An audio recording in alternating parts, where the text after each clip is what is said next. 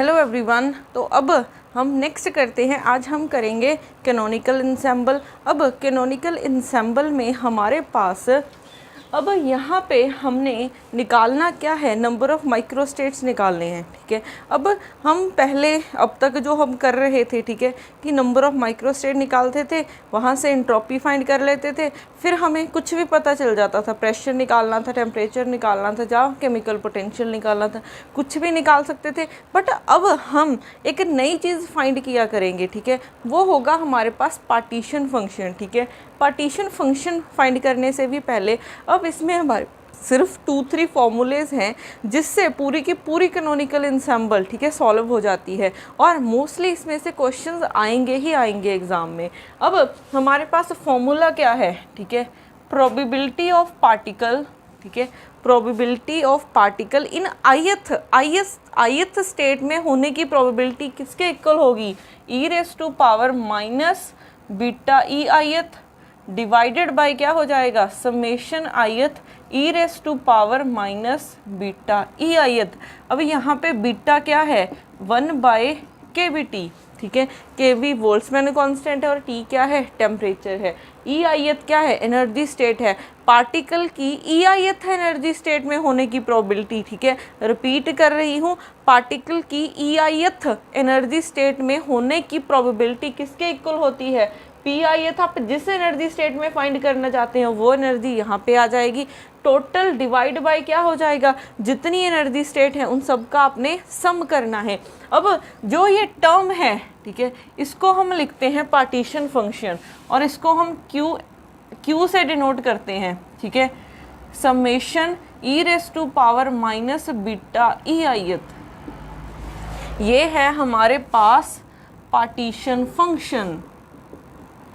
Partition function, ठीक है, तो Q हमारे पास है summation ith e⁻ beta ith, ये हमारे पास पार्टीशन फंक्शन है। अब चाहे आप कैनोनिकल इंसेंबल की बात करो, चाहे ग्रैंड कैनोनिकल की बात करो, आगे हम जो भी करेंगे उसमें हम मोस्टली क्या निकालना है, हमने पार्टीशन फंक्शन फाइंड करना है। अगर आपको पार्टीशन फंक्शन पता चल गया मीन्स आपको सब कुछ पता चल जाएगा। ठीक है, अब यहाँ पे ये तो प्रोबेबिलिटी का फार्मूला है। ठीक है, अगर हमने एवरेज एनर्जी निकालनी हो, ठीक है, एवरेज एनर्जी निकालनी हो तो हम किसी की भी एवरेज एनर्जी कैसे निकालते हैं, इसको हम E लिख लेते हैं। ठीक है, एवरेज एनर्जी को हम ऐसे लिख लेते हैं, सपोज कर लो U लिख लिया है। ठीक है, ये एवरेज एनर्जी किसके इक्वल होती है, ये होती है हमारे पास EI into probability of EIth। हम किसी की भी एवरेज एनर्जी ऐसे ही निकालते हैं, EIth into probability of EIth into summation हो जाएगा जितनी एनर्जी लेवल्स हैं। अब प्रोबेबिलिटी ऑफ EIth ये रहा, वैल्यू पुट कर दो, e⁻ beta EIth divided by summation EIth beta EIth।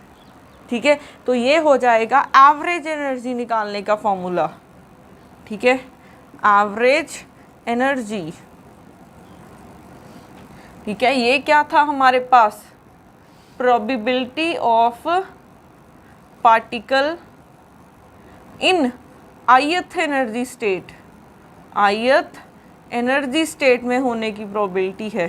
ठीक है, अब हमने 3 फार्मूले किए हैं, एक फर्स्ट फार्मूला ये है, उसके बाद सेकंड फार्मूला ये है, अब थर्ड हम एवरेज एनर्जी एक और वे से भी निकाल सकते हैं। वो कौन सा वे है, एवरेज एनर्जी हम ऐसे भी निकाल सकते हैं, kBt² करली log of Q bye curly T। ठीक है, आपने Q का log लिया, फिर टेम्परेचर के साथ डेरिवेटिव कर दोगे, kBt² के साथ मल्टीप्लाई कर दोगे तो क्या आ जाएगा, इंटरनल एनर्जी आ जाएगी। ठीक है, तो इंटरनल एनर्जी के हमने 2 फॉर्मूले देखे हैं। अब उसके बाद हम निकालते हैं हेल्महोल्ट्ज़ फ्री एनर्जी। ठीक है, अब है हमारे पास हेल्महोल्ट्ज़ फ्री एनर्जी,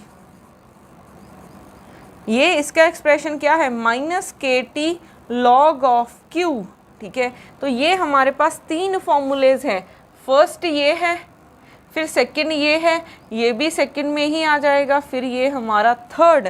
तो हमारे पास 3 फॉर्मूलेज हैं जो कि बहुत मोस्ट इम्पॉर्टेंट फॉर्मूले हैं कैनोनिकल इंसेंबल में। ठीक है, अब यहाँ पे और हमारे पास क्या रहता है, अब ये अगर समेशन लगा हुआ है, ठीक है, अगर ये समेशन लगा हुआ है मीन्स हम डिस्क्रीट केस की बात कर रहे हैं। तो जो ये हम सब ने किया है, ये सब लिखा है, ये किसके लिए है, डिस्क्रीट केस के लिए है, ठीक है।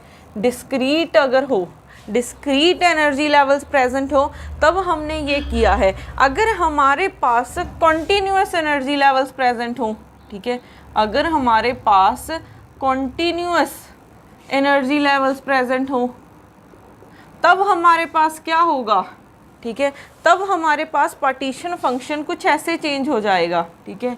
अब समेशन की जगह पे इंटीग्रेशन डाल दो, फिर e raise to power minus beta, यहाँ पे ई आई की जगह पे हमने h लिखना है।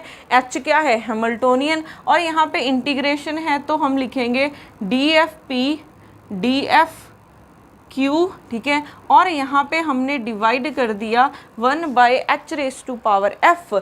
यहाँ पे h क्या है, हैमिल्टोनियन है, ठीक है, और हैमिल्टोनियन किसके इक्वल होता है, kinetic energy plus potential energy. और यहाँ पे f क्या है, f हमारे पास डायमेंशंस हैं, ठीक है। अगर आप 1D में हो तो f की वैल्यू 1 हो जाएगी, अगर आप 2D में हो तो f की वैल्यू 2 हो जाएगी, अगर आप 3D में हो तो f की वैल्यू 3 हो जाएगी, ठीक है। अब यहाँ पे इंटीग्रेशन की है, ठीक है, क्योंकि यहाँ पे तो हमने कोई भी h के साथ इसको डिवाइड नहीं किया, बट हमें यहाँ पे h के साथ क्यों डिवाइड करना पड़ रहा है। अगर आप इस एक्सप्रेशन को देखोगे, e एक क्या है, एक्सपोनेंशियल में ये क्या है, एक यूनिटलेस क्वांटिटी है। ये जो ओवरऑल बन रहा है ये यूनिटलेस क्वांटिटी है, इसका कोई भी डायमेंशंस नहीं है, इसकी कोई भी यूनिट नहीं है। तो जो ये पार्टीशन फंक्शन बनना चाहिए, ये भी हमारे पास पार्टीशन फंक्शन ही तो है, ये भी पार्टीशन फंक्शन है। तो जो ये पार्टीशन फंक्शन है ये भी एक यूनिटलेस क्वांटिटी बनना चाहिए। ये इसकी तो कोई यूनिट नहीं होती है एक्सपोनेंशियल की, बट इसकी कुछ यूनिट होगी मोमेंटम और क्यू की। तो हमने क्या किया, इसकी यूनिट को ख़त्म करने के लिए, कैंसल आउट करने के लिए इसको h से डिवाइड कर दिया, ताकि जो ओवरऑल हमारा फंक्शन रहना चाहिए वो यूनिटलेस रहे, ठीक है। तो ये यूनिटलेस रहना चाहिए, इसका ध्यान रखना कि हमने h raise to power f से क्यों डिवाइड किया है। मींस ये क्वांटिटी हमारी डायमेंशनलेस बननी चाहिए, इसकी कोई डायमेंशन नहीं होनी चाहिए, जैसे इसकी कोई डायमेंशन नहीं है, ठीक है। अब यहाँ पे सारी क्वांटिटीज़, बाकी बीटा हमारे पास 1/kBt होता है, और ये p मोमेंटम है और q क्या है, पोजीशन है, ठीक है। p हमारे पास मोमेंटम है और Q क्या है, पोजीशन है। तो हमारे पास डिस्क्रीट केस है तो ये लगेगा, अगर हमारे पास कॉन्टीन्यूअस केस आ जाता है तो पार्टीशन फंक्शन हम ऐसे निकालेंगे। तो अब अगर इन एक्सप्रेशंस में देखोगे हमें सिर्फ Q चाहिए, अगर हमने कुछ भी निकालना है तो हमें पार्टीशन फंक्शन चाहिए। अब हम पार्टीशन फंक्शन निकाला करेंगे, ठीक है। अब उसके बाद ये सब अगर हम पहले फाइंड किया करेंगे पार्टीशन फंक्शन एक पार्टिकल के लिए, ठीक है, फिर निकाला करेंगे n पार्टिकल्स के लिए। अब देखो, अगर हम डिस्क्रीट केस की बात कर रहे हैं, ठीक है, अगर हम डिस्क्रीट केस की बात करते हैं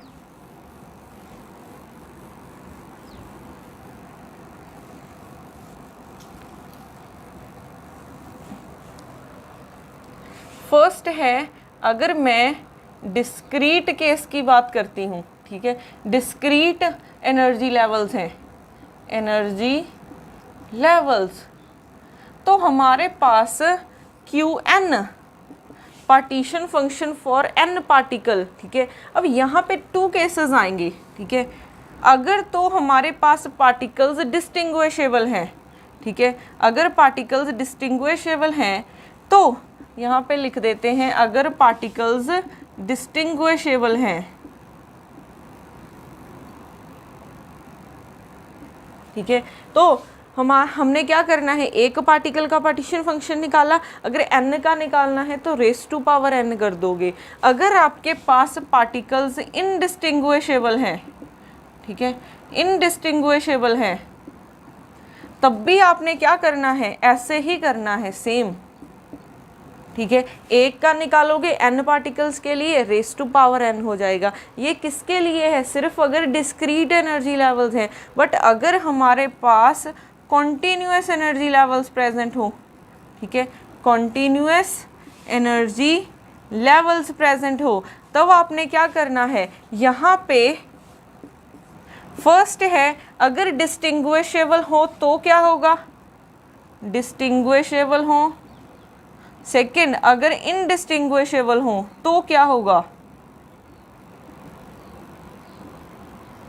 ठीक है, अगर डिस्टिंग्विशेबल हो तो n पार्टिकल का पार्टीशन फंक्शन क्या हो जाएगा, एक पार्टिकल का निकालो रेस टू पावर n कर दो। अगर आपने इनडिस्टिंग्विशेबल पार्टिकल का निकालना है तो n पार्टिकल के लिए पार्टीशन फंक्शन क्या हो जाएगा, n divided by n factorial करना पड़ेगा। ठीक है, अगर तो डिस्क्रीट केस है तो कोई फ़र्क नहीं पड़ेगा, सिर्फ रेस टू पावर n करना है। बट अगर आपके पास कॉन्टीन्यूअस एनर्जी लेवल्स हो जाते हैं तो अगर तो डिस्टिंग्विशेबल हो तो ये आएगा, सिर्फ n करना है। बट अगर पार्टिकल्स इनडिस्टिंग्विशेबल हो गए, क्योंकि अब अगर इनडिस्टिंग्विशेबल हैं तो हमने डबल काउंटिंग नहीं करनी है, तो इसे n फैक्टोरियल से डिवाइड कर देना है। ठीक है, तो इसका ध्यान रखना है आपने। अब करते हैं इसके रिलेटेड कुछ न्यूमेरिकल्स।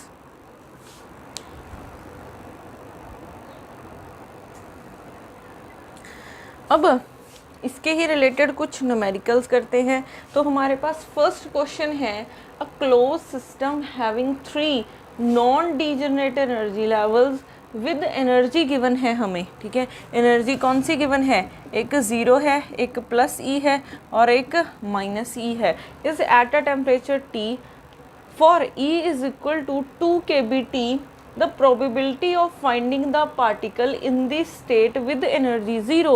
तो E is equal to 0 energy state में होने की प्रोबेबिलिटी क्या होगी पार्टिकल की। तो हमें पता है कि P ऑफ ith क्या होता है। अब ith means E is equal to 0 energy state में e raise to power -beta, E की वैल्यू हमने क्या पुट करनी है, 0 एनर्जी स्टेट में, divided by summation e raise to power -beta e ith e raise to power 0 1 होता है, divided bye, अब कितने एनर्जी लेवल्स हैं, 3 एनर्जी लेवल्स हैं। अब आपको पहले चेक करना है कि ये डिस्क्रीट केस है कि कॉन्टीन्यूअस का केस है। यहाँ पे 3 एनर्जी लेवल्स गिवन है तो ये डिस्क्रीट केस है, तो हमने डिस्क्रीट वाला फॉर्मूला लगाया। अब टोटल 3 है तो नीचे 3 के साथ समेशन आएगा, -बीटा 0 एनर्जी है, फिर E एनर्जी है, फिर -E एनर्जी है।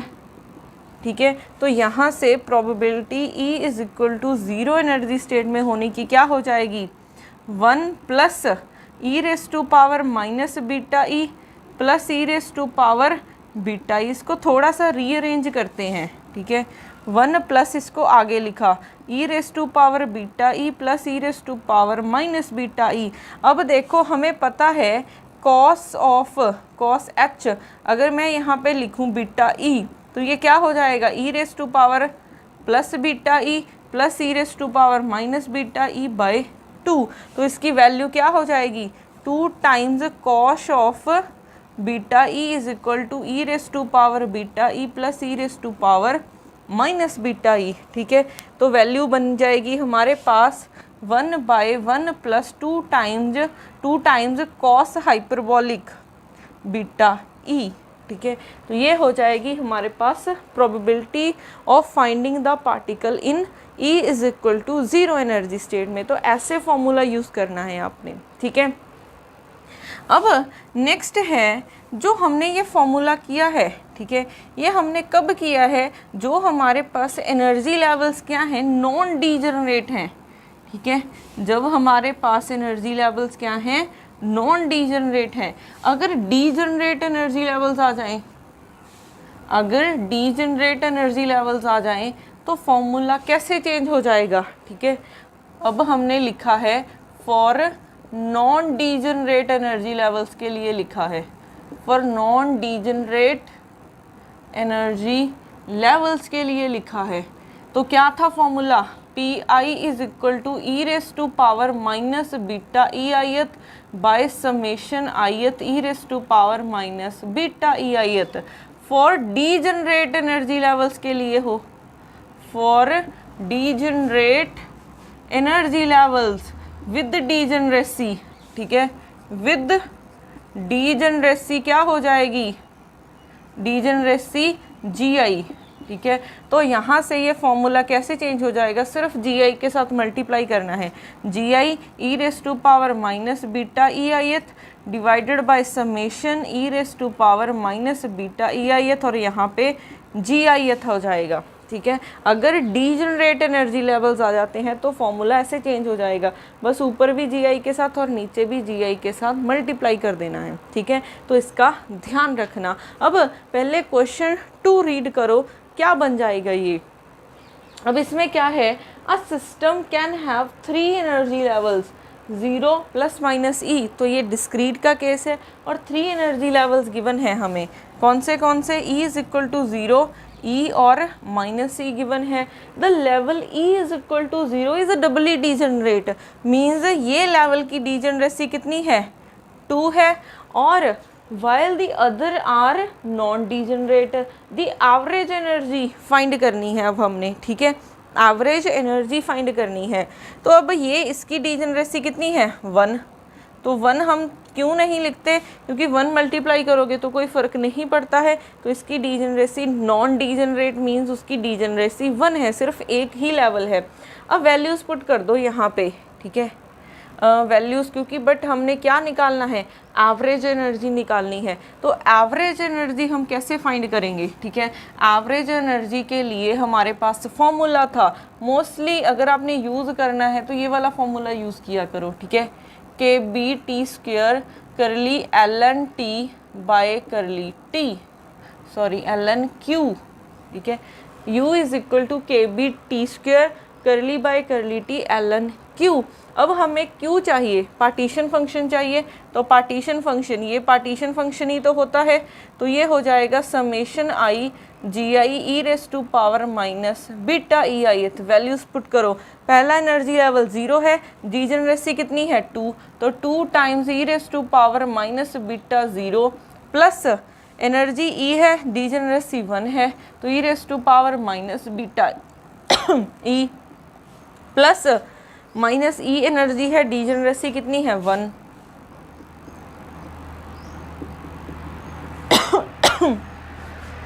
तो माइनस बीटा माइनस ई हो जाएगा। तो यहाँ से क्या बन जाएगा, Q is equal to e raise to power 0 1 plus e raise to power minus beta e, minus minus plus हो जाएगा बीटा ई, ठीक है, ये बन गया। तो मैं अब इसको क्या लिख सकती हूँ, कॉस हाइपरबॉलिक की टर्म में लिख सकती हूँ, तो ये हो जाएगा 2 cos हाइपरबॉलिक बीटा ऑफ ई, ये हमने अभी लिखा था, तो यहाँ से 2 कॉमन आ गया, 1 plus cos hyperbolic beta e, तो हमारे पास पार्टीशन फंक्शन ये आ गया है, ठीक है। लॉग लेना है तो लॉग ऑफ क्यू क्या आ जाएगा, log 2 plus cos hyperbolic beta of E.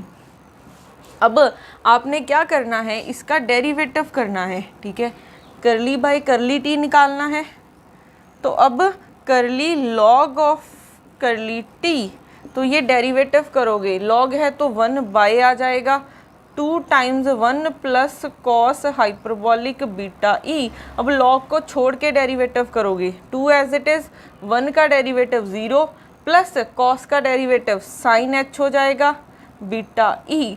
अब देखो हमने टेम्परेचर के साथ डेरिवेटिव करना है, हमारे पास बीटा क्या होता है, बीटा होता है 1 बाय KBT, तो यहाँ पे इसकी वैल्यू हो जाएगी KBT।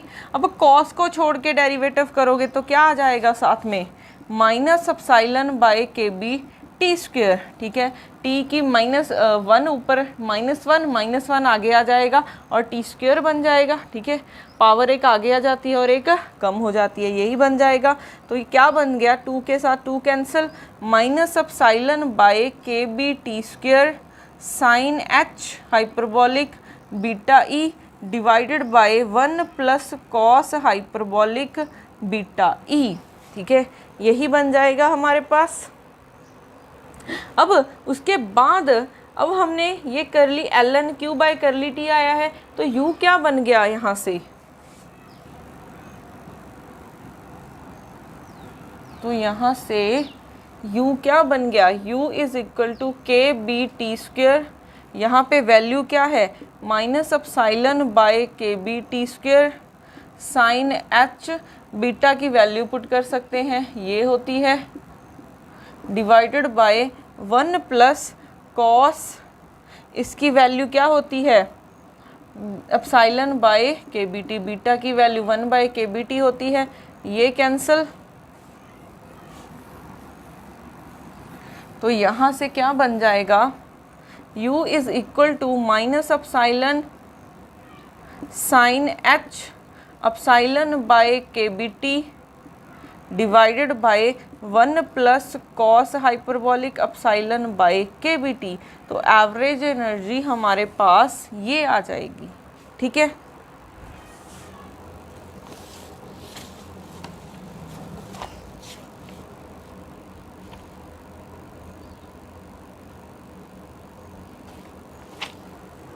अब देखो क्वेश्चन में इसको भी थोड़ा सा सिंप्लीफाई किया हुआ है, ठीक है। वो सिंप्लीफाई कैसे करते हैं, हमें पता है 1 प्लस कॉस को हम क्या लिख सकते हैं, 1 प्लस कॉस को हम लिख सकते हैं जैसे हमारे पास फॉर्मूला होता है कॉस स्क्वायर एक्स का 1 प्लस कॉस 2x बाय 2, ठीक है, यही होता है। अब यहाँ पे हम 2x लिखते हैं, ठीक है। अगर हमारे पास सिर्फ x हो तो यहाँ पे x बाई 2 कर दो, तो हम इसको ये कुछ अगर थोड़ा सा आगे सिंप्लीफाई करें, ठीक है, तो क्या बन जाएगा माइनस एप्सिलॉन। अब हमारे पास साइन 2x का फॉर्मूला होता है साइन x कॉस x, ठीक है। अगर यहाँ पे सिर्फ साइन x हो तो डिवाइड बाई 2 कर देते हैं हम। सिमिलरली इसका करो, ये बन जाएगा आपके पास sign h epsilon by 2 K B T, ठीक है। फिर cos hyperbolic epsilon by 2 K B T divided by क्या हो जाएगा, यहाँ पे इसको हम लिखेंगे 2 टाइम्स मल्टीप्लाई हो जाएगा cos h square epsilon by 2 K B T, ठीक है। तो यहाँ से हमारे पास क्या क्या बच जाएगा और क्या क्या कैंसिल हो जाएगा, ठीक है। सॉरी, यहाँ पे साइन x का यहाँ पे 2 आता है, ठीक है। Sine x is equal to 2 sine x by 2 और कॉस x बाई 2, तो यहाँ पे 2 आएगा, 2 के साथ 2 कैंसिल हो जाएगा। हमारे पास ये भी एक कैंसिल हुआ, साइन बाय कॉस ये बन गया tan, ये हमारे पास क्या बन गया है minus epsilon tan h epsilon bye 2 K B T, ठीक है। तो ये आ गया है आपके पास आंसर, ठीक है। तो एवरेज एनर्जी हम ऐसे निकालते हैं। अब उसके बाद हमारे पास आता है क्वेश्चन नंबर 3, रीड करो एक बार पहले।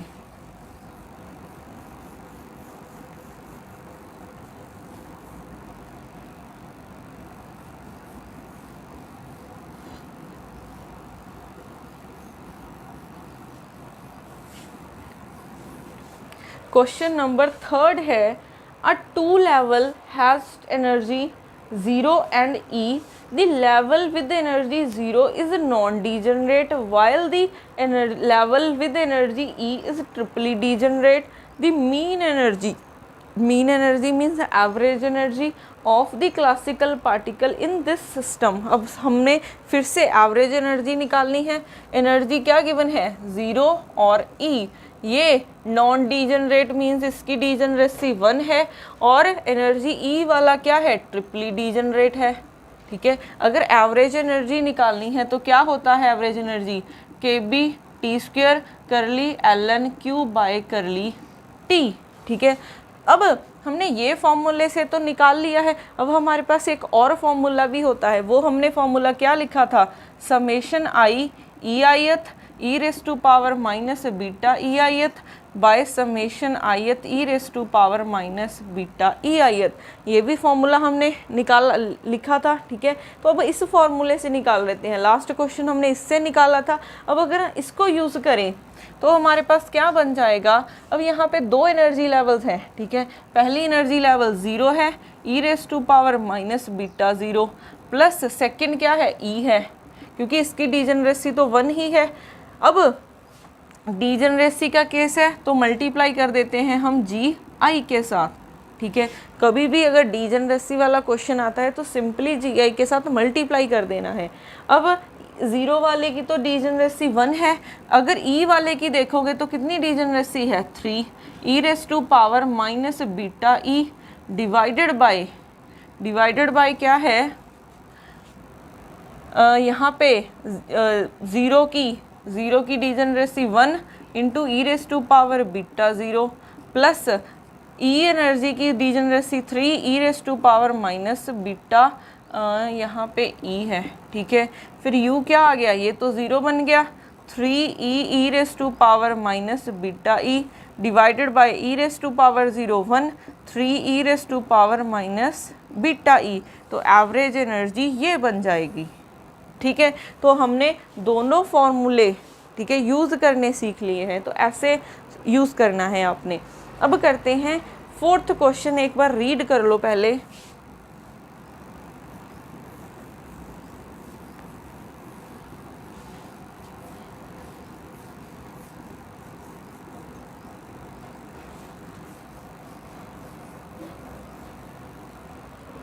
क्वेश्चन नंबर 4 क्या है, the partition function for a photon gas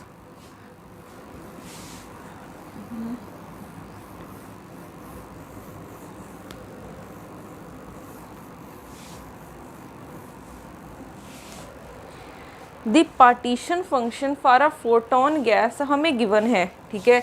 और हमें फाइंड क्या करना है, specific heat means CV find करना है और प्रेशर फाइंड करना है। मीन्स हमें लॉग ऑफ Z कितना गिवन है, pi square V KBT raise to power cube divided by 45 H cube और साथ में C क्यूब है, ठीक है। अब हमें CV निकालना है। अब CV किसके इक्वल होता है, CV हमारे पास इक्वल होता है du/dt एट कांस्टेंट वॉल्यूम, ठीक है, यही होता है। u का डेरिवेटिव करते हैं हम t के साथ, वॉल्यूम को कांस्टेंट कर देते हैं। तो अगर आपने CV की वैल्यू निकालनी है तो आपको क्या पता होना चाहिए, u, और u हमारे पास क्या होता है, u होता है KBT² करली by curly t log of q, ठीक है। अब आपको यहाँ पे क्वेश्चन में गिवन है, ये पार्टीशन फंक्शन है, ठीक है। z हमारे पास पार्टीशन फंक्शन गिवन है, z क्या है, पार्टीशन फंक्शन है, ठीक है। तो यहाँ पे इसको z लिख लेते हैं, ठीक है। वो तो नोटेशंस का फ़र्क है, तो क्वेश्चन में गिवन होगा अगर आप इसका सिंबल चेंज होके आता है, ठीक है। अब क्या करते हैं, लॉग ऑफ z गिवन है, उसका टेम्परेचर के साथ डेरिवेटिव कर दो, तो करली by curly t log of z is equal to, बाकी टर्म सारी कांस्टेंट है, ठीक है, क्योंकि हमें वॉल्यूम कांस्टेंट रख के डेरिवेटिव चाहिए, तो वॉल्यूम को कांस्टेंट रख देते हैं और बाकी टर्म तो ऑलरेडी कांस्टेंट है। तो क्या आ जाएगा, KB का क्यूब ये कांस्टेंट है 3t² आ जाएगा, ठीक है। तो यहाँ से ये कैंसिल होके 15 बन गया, तो curly ln z by curly t is equal to pi square v by 15 h cube c cube, यहाँ से KB क्यूब और t², ये बन गया। अब यहाँ से u की वैल्यू क्या निकल आई है, u आ गया है KBT², ये वाला फैक्टर आ जाएगा, pi square v by 15 h cube c cube KB cube और t², ठीक है। तो ये क्या बन गया, इसका भी पावर 4, इसकी भी पावर 4 बन गई, 15 h क्यूब c क्यूब, तो बन गई है पावर क्यूब, ठीक है। तो आपके पास u आ गया है इतना। अब हमें क्या करना है, u का डेरिवेटिव करना है CV निकालने के लिए, तो इसका टेम्परेचर के साथ डेरिवेटिव करो, तो curly u by curly t किसके इक्वल हो जाएगा, वॉल्यूम कांस्टेंट रखना है, तो ये सारी term constant, pi square v by 15 h cube c cube KB raise to power 4, ये तो कांस्टेंट है, फिर 4t क्यूब आ जाएगा, ठीक है।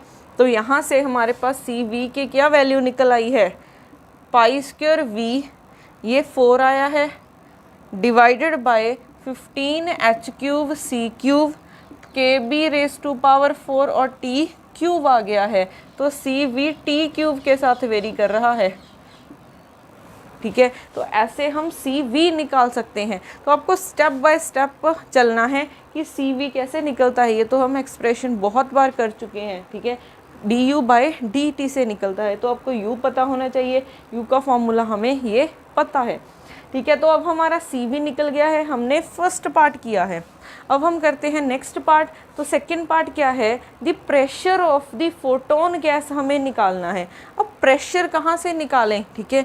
अब देखो प्रेशर निकालना है, अगर आपको CV तो U से निकल जाएगा। अब आपने जो बाकी टर्म्स निकालनी है वो हम मोस्टली A से निकाला करेंगे, ठीक है, A से, क्योंकि हमारे पास A क्या होता है, -KT log ऑफ Z, ठीक है, log ऑफ Q होता है, यहाँ पे Z है, तो A निकल सकता है इजीली। क्या हो जाएगी value, log of Z given है π² V KB cube divided by 45 h³ c³। तो यहाँ से A की क्या वैल्यू आ गई, π² V minus 45 h³ c³ power 4 बन गई, ठीक है, A आ गया है। अब यहाँ पे मैक्सवेल रिलेशन यूज़ करो, आपको A गिवन है, प्रेशर की वैल्यू निकालनी है, तो कैसे निकालोगे, A किसके इक्वल होता है, U माइनस TS के, डेरिवेटिव करो, DA क्या हो जाएगा, DU minus T DS minus S DT। U की वैल्यू क्या होती है, DU की value T DS minus PDV minus TDS minus SDT। अब मैंने यहाँ पे मॉडिफाइड फॉर्म यूज़ नहीं की, क्योंकि कहीं पे भी मुझे n नहीं दिख रहा, ठीक है। अगर n नहीं दिख रहा तो उसका यूज़ ही नहीं होना है, तो मैंने मॉडिफाइड इक्वेशन यूज़ नहीं की, सिंपल ये लगाया है, ठीक है, फर्स्ट लॉ ऑफ थर्मोडाइनमिक्स को यूज़ करके। तो ये टर्म कैंसिल हो गई, तो DA किसके इक्वल आ गया, माइनस PDV माइनस SDT, ठीक है। तो ये तो कुछ सेकंड का काम है, आपको A गिवन है, मैक्सवेल इक्वेशन निकालो, ये आ गई। अब यहाँ से आपने P की वैल्यू निकालनी है, तो P की अगर वैल्यू निकालनी है तो इसको टर्म को 0 कर दो, मीन्स टेम्परेचर को रखो कांस्टेंट, ठीक है, टेम्परेचर को रखो कांस्टेंट।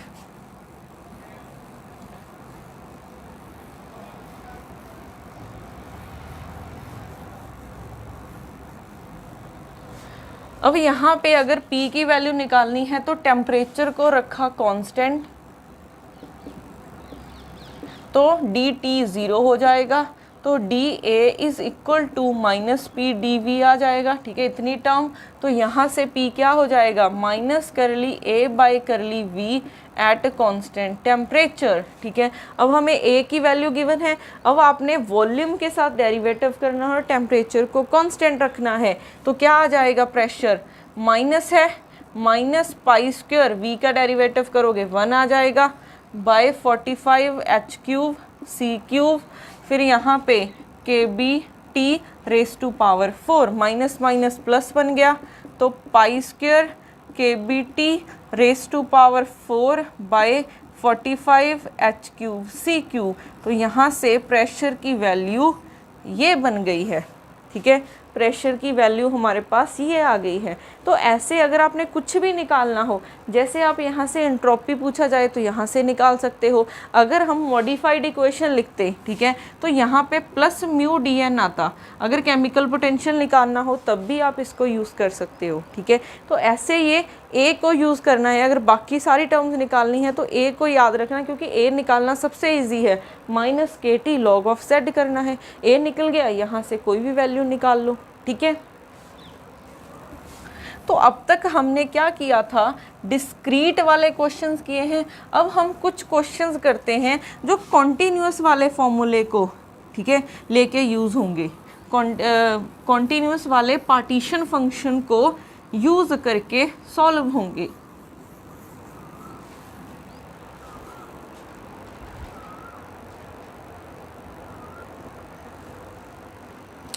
उसके बाद हम क्या करते हैं, अब कॉन्टीन्यूअस पार्टीशन फंक्शन वाले कुछ क्वेश्चंस करते हैं ताकि आपको वो भी अप्लाई करना आ जाए।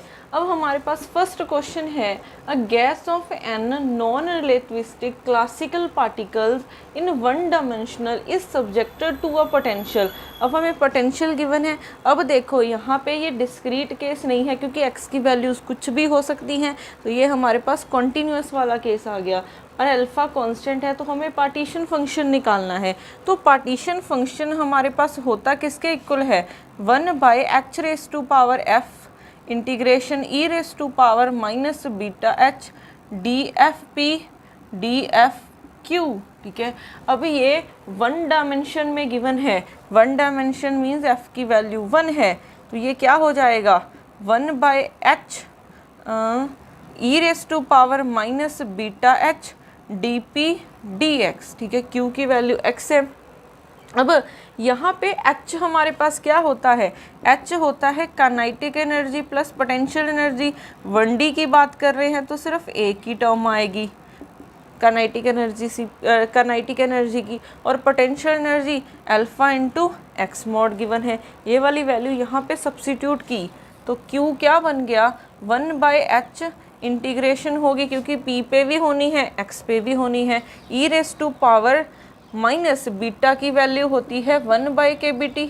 ठीक है, हाँ वैल्यूज़ पुट कर दो, p²/2m kBt alpha x mod kBt into dp dx। अब यहाँ पे देखो मोमेंटम तो ऑलवेज -इन्फानाइट टू +इन्फानाइट ही हो सकता है, मोमेंटम -इन्फानाइट टू +इन्फानाइट। अब ध्यान रखना कभी भी आपको x मॉड लिखा दिख जाए, x की लिमिट कहाँ से कहाँ होंगी, -इन्फानाइट टू +इन्फानाइट होंगी। ठीक है, तो x वाले एक साइड पे कर लो और y वाले p वाले एक साइड पे किए, तो क्या बन जाएगा q is equal to 1/h integration -infinite to +infinite e⁻p²/2m kBt dp। फिर आ जाएंगे x वाली terms e⁻ αx mod kBt, यहाँ पे आ जाएगा dx। अब देखो हमने इसको सॉल्व करना है। ठीक है, पहले सिर्फ इतनी टर्म को देखो, ये मैंने बिल्कुल स्टार्टिंग में आपको, ठीक है, थर्मोडायनामिक्स में आपको 3 फॉर्मूले लिखाए थे, जिसमें x² वाला एक फॉर्मूला लिखाया था, फॉर्मूला नंबर 2। वो फॉर्मूला कुछ ऐसे था, e⁻ αx² x⁻n dx is equal to gamma of n+1/2। ठीक है, गामा है ये 2 α⁻n+1/2। अब इन दोनों को कंपेयर करो, -इन्फानाइट टू +इन्फानाइट है, e⁻p²/2n kBt। ठीक है, dp। अब देखो ये एक इवन फंक्शन है, अगर ये इवन फंक्शन है तो मैं -इन्फानाइट टू +इन्फानाइट को क्या लिख सकती हूँ, 2 टाइम्स लिख सकती हूँ, 0 टू इन्फानाइट, तो सेम बन गया। बट यहाँ पे x है, यहाँ पे p है, सिर्फ इतना चेंज है, और यहाँ पे p की पावर कुछ भी नहीं है। ठीक है, तो p की अगर पावर कुछ भी नहीं है तो मैं p⁻0 लिख सकती हूँ, p⁻0 1 होता है, तो यहाँ से n की पावर क्या हो, n की वैल्यू क्या हो गई 0, और अल्फ़ा क्या होता है x के स्क्वायर के साथ जो भी टर्म है, तो p² के साथ ये टर्म है, तो अल्फ़ा की वैल्यू 1/2m kBt हो जाएगी। ठीक है, तो ये अब किसके इक्वल हो गया, गामा ऑफ 1/2, क्योंकि n की वैल्यू 0 है, डिवाइडेड बाय 2 अल्फ़ा की value 1/2m kBt raise to power 1/2। और हमारे पास गामा ऑफ 1/2 किसके इक्वल होता है, रूट ऑफ पाई, ये ऊपर चली जाएगी, 2m kBt raise to power 1/2 divided by 2। ठीक है, तो यहाँ से हमारे पास इसकी वैल्यू क्या आ गई है। ठीक है, इस टर्म की वैल्यू तो यहाँ से मैं लिख सकती हूँ 0 to infinite e⁻p²/2m kBt is equal to root, इसको पाई को मैं अंदर ले जाती हूँ तो 2πm kBt raise to power 1/2 divided by 2। ठीक है, तो इसको हमने लिखा है 2 टाइम्स, तो इतने की वैल्यू हमारे पास क्या आ गई है, वो आ गई है वैल्यू हमारे पास। ठीक है, अच्छा ये वाली वैल्यू ना 2 टाइम्स की नहीं आई है। ठीक है, ये सिर्फ इतने की वैल्यू आई है आपके पास, ये सिर्फ इतने एक्सप्रेशन की वैल्यू है, तो 2 टाइम्स ये इतने की वैल्यू है आपके पास, तो ये बन जाएगा q is equal to 1/h², ठीक है, 2 इंटू कितनी आई है 2m pi kBT raise to power 1/2 divided by 2 के साथ 2 कैंसिल हो जाएगा। अब हमें वैल्यू निकालनी है इस टर्म की।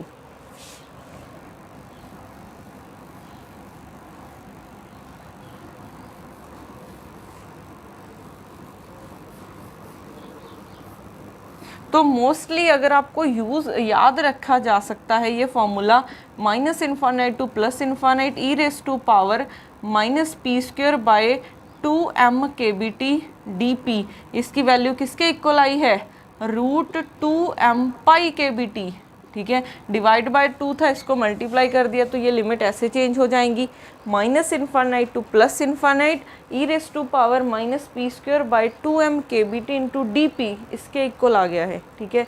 अब हमने सॉल्व करना है ये वाली टर्म, तो इसको लर्न कर लेना, अदरवाइज बहुत रिपीट होता है ये वाला, ठीक है, रिजल्ट। उसके बाद हमने सॉल्व करना है इस टर्म को, ठीक है, ये x वाली टर्म को -α x mod kBT into dx। अब जब भी मॉड आए लिमिट्स को ब्रेक कर लेना है, -∞ से 0, 0 से इन्फानाइट, -∞ से 0 e raise to power α x mod by kBT dx plus 0 से infinite e raise to power -α x mod by kBT into dx। अब अगर आप देखोगे -∞ से +∞ में x की वैल्यूज़ क्या रहेंगी नेगेटिव रहेंगी, ठीक है, x की वैल्यूज़ नेगेटिव रहेंगी, तो x मॉड को मैं लिख सकती हूँ -(x), ठीक है, जब भी -∞ टू +0 है, ठीक है, यहाँ पे इस लिमिट में x की वैल्यूज़ नेगेटिव रहने वाली हैं, तो x मॉड को हम -(x) लिख सकते हैं। कब? अगर x -∞ टू 0 है, ये x मॉड को हम x लिख सकते हैं, क्योंकि 0 टू इन्फानाइट जाएंगे तो x की वैल्यूज़ पॉजिटिव रहती हैं, तो x मॉड को x लिख सकते हैं जब x 0 टू इन्फानाइट है। तो यहाँ पे ये क्या बन जाएगा, ये यहाँ से मॉड हटा के -x लिख देते हैं, यहाँ पे आ जाएगा x, ठीक है। तो अब ये एक्सप्रेशन क्या बन गया -∞ टू +∞, ठीक है, e raise to power -α x mod kBT dx is equal to -∞ to 0, यहाँ से माइनस माइनस प्लस हो गया α x by kBT into dx plus 0 to infinite e raise to power -α x by kBT into dx। कभी भी mod वाला question आता है same method repeat करना है आपने, ठीक है। अब अगर मैं इस टर्म में x को -x के साथ चेंज कर दूं, ठीक है, इस टर्म में x को -x के साथ चेंज किया तो यहाँ पे लिमिट भी इन्फानाइट हो जाएंगी, 0 तो 0 ही रहेगा, ठीक है।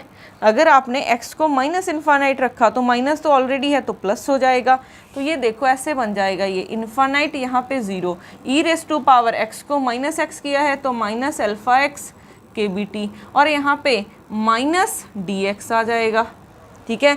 ये अब लिमिट्स को इंटरचेंज करो, ठीक है, अगर आप लिमिट्स को इंटरचेंज करते हो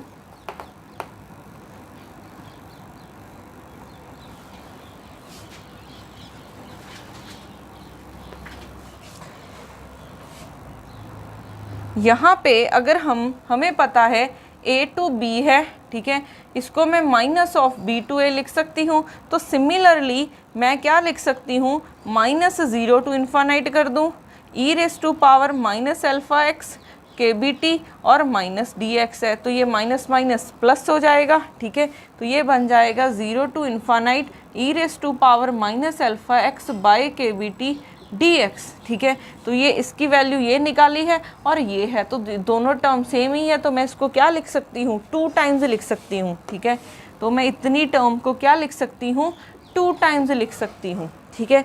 अब जो हमने इंटीग्रेशन के 3 फॉर्मूले किए थे उसमें से फर्स्ट फॉर्मूला देखो, ठीक है, उसका फर्स्ट फॉर्मूला क्या था, सेकंड फॉर्मूला तो हमने p वाले में यूज़ किया है, फर्स्ट फॉर्मूला क्या था 0 to infinite e raise to power -α x x raise to power n dx, ये किसके इक्वल था gamma of n+1, divided by alpha raise to power n+1, ठीक है, ये फॉर्मूला था। अब दोनों को कंपेयर करो, ठीक है, तो यहाँ से 0 to infinite 2 times e raise to power, sorry सिर्फ इतनी टर्म को सॉल्व करते हैं, 2 टाइम्स नहीं लेना, K B T into D x.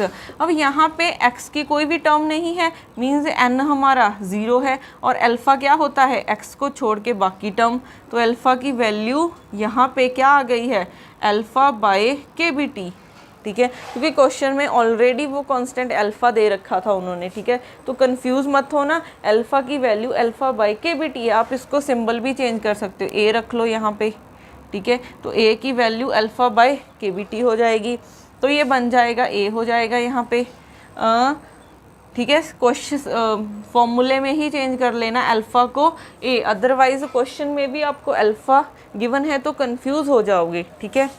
तो अब क्या बनेगा, यहाँ पे n की वैल्यू 0 है तो 1 बाय अल्फ़ा की वैल्यू ए की वैल्यू अल्फ़ा बाय के बी टी गिवन है, raise to power 1 of gamma of 1 होता है, ये ऊपर चला जाएगा, K B T by alpha आ जाएगा, ठीक है। तो ये हमारे पास 2 टाइम्स हो जाएगा, 2 के साथ मल्टीप्लाई कर दो, तो इसकी वैल्यू ये बन गई हमारे पास, ठीक है। तो हमारे पास अब ये एक्सप्रेशन क्या बन गया है, Q is equal to 1 by H square, ठीक है, 2 के साथ 2 कैंसिल हुआ था, 2m pi K B T raise to power 1/2 into इसकी वैल्यू कितनी आई है, ये आई है value 2 K B T by alpha, ठीक है। तो हमारे पास के B T 2 K B T by alpha H square 2m pi K B T raise to power 1/2, ये आ गया है हमारे पास पार्टीशन फंक्शन, ठीक है। तो ये हमारे पास पार्टीशन फंक्शन आ गया है। तो ऐसे हम यूज़ करते हैं कॉन्टीन्यूअस पार्टीशन फंक्शन को, ठीक है। अब उसके बाद हम करते हैं सेकंड क्वेश्चन।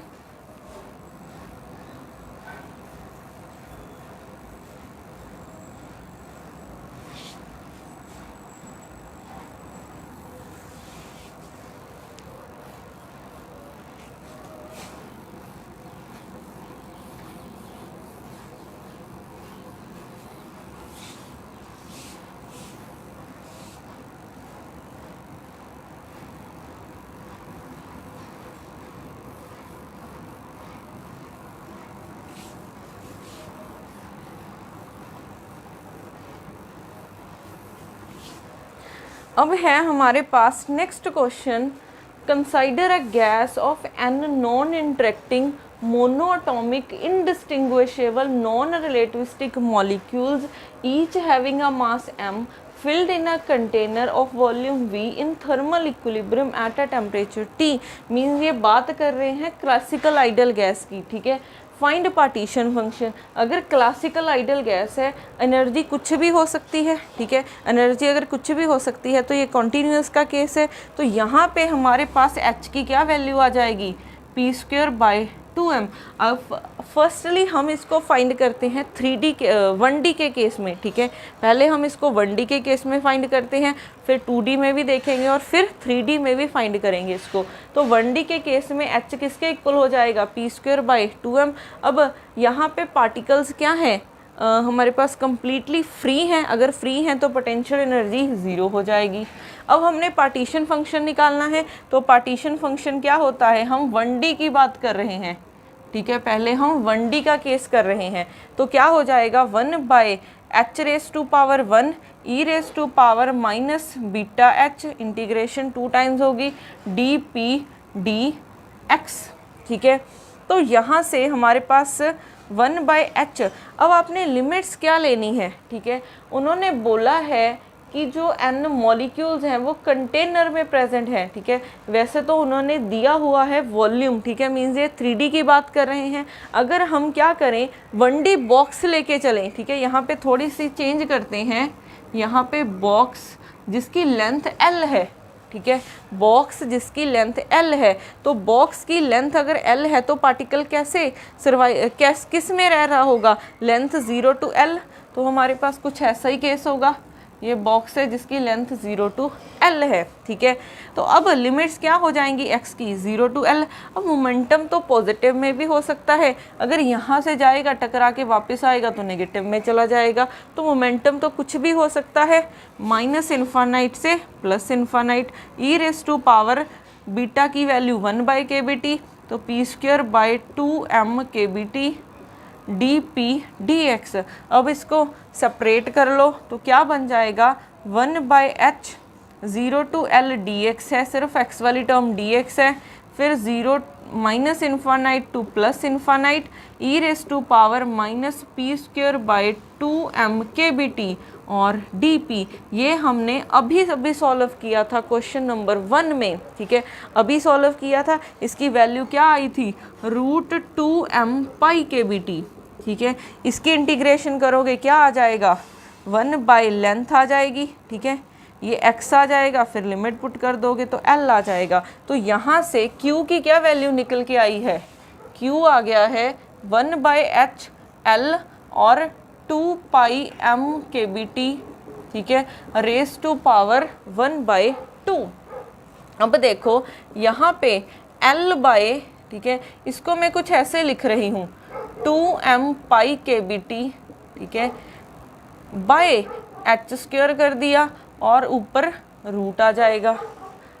इसको हम क्या कर सकते हैं, अच्छा इसको ऐसे ही रखते हैं, इसको हम ऐसे ही रखते हैं, 1/2 है और डिवाइडेड बाय क्या है, h। अब यहाँ पे एक टर्म डिफाइंड कर रही हूँ, ठीक है, लैम्डा किसके इक्वल होता है, h/√2π m kBt। ये क्या होती है, मीन थर्मल वेवलेंथ, ठीक है, mean thermal wavelength.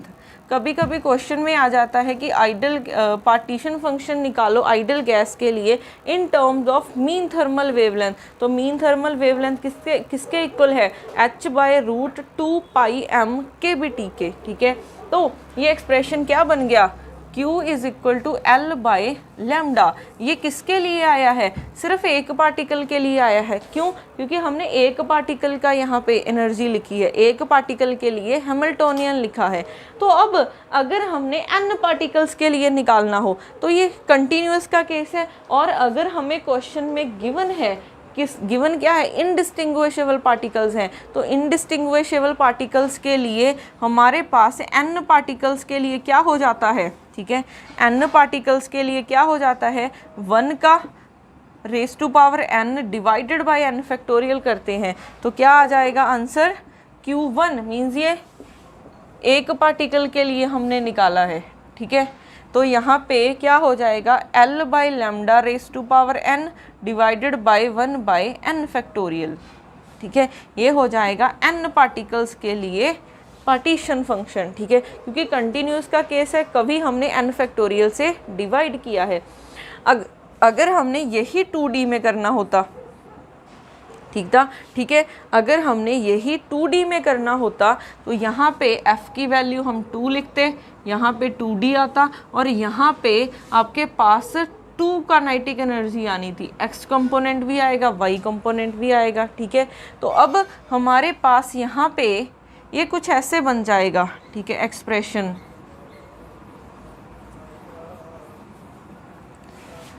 Q1 is equal to square आ जाएगा, ठीक है, यहाँ पे भी स्क्वायर और यहाँ पे भी स्क्वायर। तो ये कुछ ऐसे बनेगा, e raise to power px² / 2m kBt, ठीक है, साथ में माइनस py² / 2m kBt, ठीक है। यहाँ पे आएगा dpx dpy, यहाँ पे भी dx आएगा dy आएगा। तो हमारे पास गैस 2D कंटेनर में है जिसकी लेंथ L ही रखी है, तो 0 to L हो जाएगी। ये x और y की लिमिट्स हैं, y की लिमिट्स क्या हो जाएंगी, y की अगर हमने लिमिट्स देखनी है, ठीक है, y की लिमिट्स -∞ टू +∞, -∞ टू +∞ हो जाएंगी, ठीक है। अब इस इंटीग्रेशन को आपका होमवर्क है, इसको सॉल्व करना। एक बार px वाले आ जाएंगे, फिर py वाले आ जाएंगे, ये कुछ ऐसे बन जाएगा 1/h² minus infinite to plus infinite e⁻² px² 2m/kBt dpx, फिर आ जाएगा minus infinite to plus infinite e⁻² py² 2m/kBt dpy, ठीक है। फिर 0 to L dx, 0 to L dy। अब इसको हम सॉल्व कर चुके हैं, क्या आएगा √2πm/kBt, इसका आंसर भी क्या आ जाएगा √2πm/kBt, इसका आ जाएगा L, इसका आ जाएगा L, ठीक है। तो यहाँ से हमारे पास क्या बन जाएगा, तो Q1 इज इक्वल टू, ये रूट और रूट कैंसिल हो जाएगा, मीन्स 1 बन जाएगा, ये ऐसे बना, ठीक है। और डिवाइडेड बाय 1/h² है और साथ में L² है, ठीक है। L² को हम लिख सकते हैं एरिया, तो 2πm/kBt/h², ठीक है। हमने अभी अभी लिखा था लैम्डा, ठीक है। लैम्डा किसके इक्वल था, h/√2m/kBt, स्क्वायर कर दो, लैम्डा स्क्वायर क्या हो जाएगा h²/2 के साथ रूट कट जाएगा, ये बन जाएगा, ठीक है। तो इसको क्या लिख सकते हैं, Q1 is equal to a/λ², ठीक है। तो यहाँ पे लेंथ है तो यहाँ पे एरिया, लैम्डा है तो λ²। अगर हम 3D में देखेंगे तो डायरेक्ट लिख सकते हैं, यहाँ पे वॉल्यूम आ जाएगा और यहाँ पे लैम्डा क्यूब आ जाएगा, ठीक है। तो ये था क्लासिकल आइडियल गैस के लिए हमने पार्टीशन फंक्शन निकाला है।